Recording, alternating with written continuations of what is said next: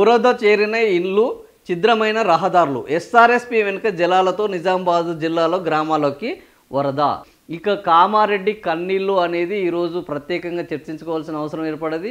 రాష్ట్రంలో ఎక్కడో ఒక అల్పపీడనం ఏర్పడితే అది కామారెడ్డి వద్ద ఆగడం, కామారెడ్డిలో కుండపోత వర్షాలు రావడము, 48 గంటల్లో 65 సెంటీమీటర్ల వర్షపాతం నమోదు కావడం, ఎక్కడికక్కడ చెరువులు తెగడము, రహదారులు ఎక్కడికక్కడ తెగిపోవడము, ఇళ్లలోకి నీళ్లు రావడము మనం చూడ జరిగింది. కామారెడ్డి ఒక సముద్రం వలె, ఒక నది వలె మనకు ఏరియల్ సర్వే డ్రోన్ షాట్లతో చూస్తే అలా కనిపించడం జరిగింది. 25 కిలోమీటర్ల మేర వాహనాలు ఎక్కడికక్కడ ఆగిపోయి ప్రయాణికులు తీవ్రమైన ఇబ్బందులు ఎదుర్కొన్నారు. సో ఇలాంటి కష్టాలు ఈ వరద కలిగించింది. వరద తర్వాత మిగిలేది బురద. ఇప్పుడు ఆ బురద కష్టాలు మొదలైనవి. ఈ బురదను తొలగించుకోవడం కోసము, ఆ బురద వల్ల వచ్చే నష్టాలని పూడ్చుకోవడం కోసం, ఈ వరద మిగిల్చిన దాని వల్ల వచ్చే అంటువ్యాధుల నుంచి బయటపడడం కోసం ఇప్పుడు జనాలు సిద్ధం కావాలి. సో 480 చెరువులు, కుంటలు, కాలువలకు గండ్లు పడ్డాయి. సో గతంలో మనం చెరువులు, కుంటల్ని పరిరక్షించుకోవడానికి ఎంతో కష్టపడ్డాము. ఈ వరద వల్ల ఆ చెరువులు, కుంటలు, కాలువలకు ఎక్కడికక్కడ గండ్లు పడ్డాయి. వాటర్ స్టోరేజ్ లేకుండా పోయింది. 784 చోట్ల దెబ్బతిన్నాయి రోడ్లు. సో మొత్తం రోడ్ల వ్యవస్థను ఇప్పుడు బాగు చేయడానికి పెద్ద ఎత్తున డబ్బులు అవసరం. ఎందుకంటే ఇది అత్యంత వేగంగా ఇమ్మీడియట్ గా చేయాల్సిన పని.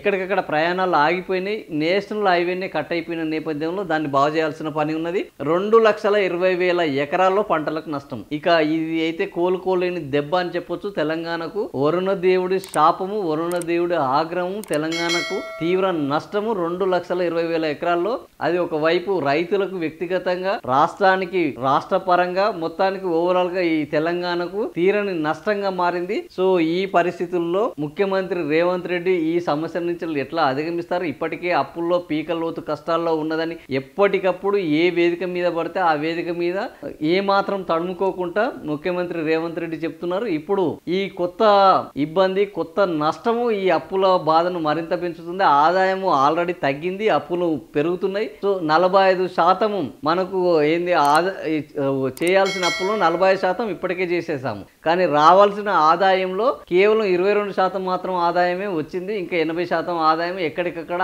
ఆదాయం రావడం లేదు. ఇలాంటి పరిస్థితుల్లో మళ్ళా మూలిగే నక్క మీద తాటికాయ పడ్డట్టు ఇప్పుడు అసలే ఇబ్బందుల్లో ఉన్నవరా బాబు అని అంటే మళ్ళా ఈ వరద బీభత్సము, వరద నష్టము, పంట నష్టము, ఈ పంట నష్టానికి పరిహారము, రోడ్లు వేయడానికి ఖర్చు, ఆ తర్వాత ఈ చెరువులను, వాగులను పునరుద్ధరించడానికి చర్యలు చేపట్టడం, ఇదంతా ఖర్చుతో కూడుకున్నది. ఇది తేరుకోవడానికి ఇప్పటి నుంచే మొదలుపెట్టిన 1 సంవత్సర కాలం ఈజీగా పడుతుంది. ఈ సంవత్సర కాలంలో ఈ నష్టాన్ని పూడ్చుకోవడం అనేది చాలా ఇబ్బందికరమైన పరిస్థితి. రాష్ట్ర ఆర్థిక ఖజానా మీద ఇది మరొక భారం. సో దీన్ని ఏ విధంగా తొలగిస్తారు అనేది చూడాల్సిన అవసరం ఉన్నది. ఇక్కడ మనం చూడొచ్చు కామారెడ్డి ఎల్లారెడ్డి ప్రధాన రోడ్డు ఏ విధంగా శివార్లలో కొట్టుకొనే పోయింది. ఎక్కడికక్కడ అసలు రోడ్డు అనేది నీకు ఇక్కడ ఉన్నదా అన్న సంగతే తెలియని పరిస్థితిలో ఇక్కడ మనం చూడొచ్చు రోడ్డు అనేది.